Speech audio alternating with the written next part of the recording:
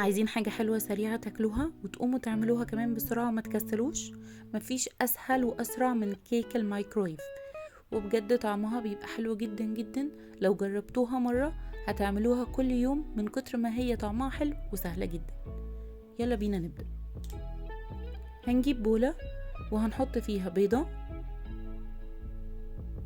3 معالق كبار من السكر، 3 معالق كبار من الدقيق عليهم رشة من البيكنج باودر،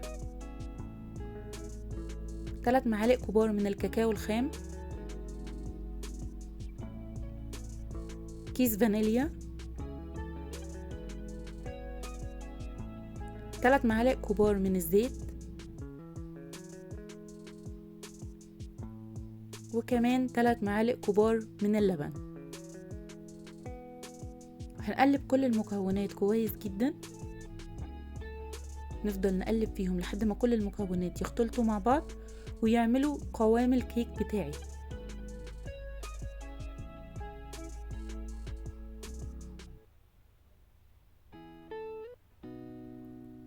ده بالظبط القوام اللي انا عايزاه.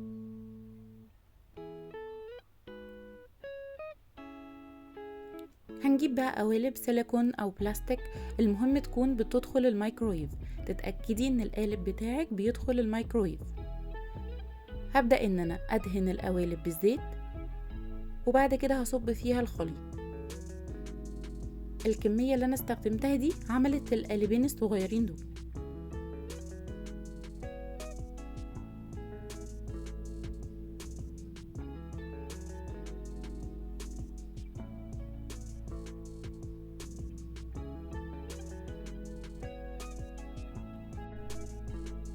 بدخلهم بقى الميكرويف لمدة 4 دقايق، وبرده كل واحد على حسب الميكرويف بتاعه. انا في الميكرويف عندي بياخدوا 4 دقايق بالظبط وبيبقوا خلاص تمام استووا. لو احتاجوا كمان عندك دقيقة ولا حاجة ممكن تزوديها. اول ما بيطلعوا كده بختبرهم بالخلة عشان اتأكد ان هم استووا تمام كده، وبقلبهم بقى في الطبق بتاع التقديم ونشوف شكلها هيبقى عامل ازاي. ادهني القالب بتاعك كويس زيت، ما تنسيش عشان تطلع معاكي بكل سهولة. بصوا شكلها، وبجد كمان طعمها بيبقى حلو جدا جدا.